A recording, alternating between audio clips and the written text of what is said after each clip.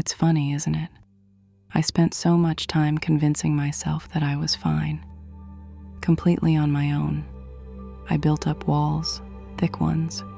For years, I genuinely believed I had forgotten how to let anyone in, how to let someone see the messy parts.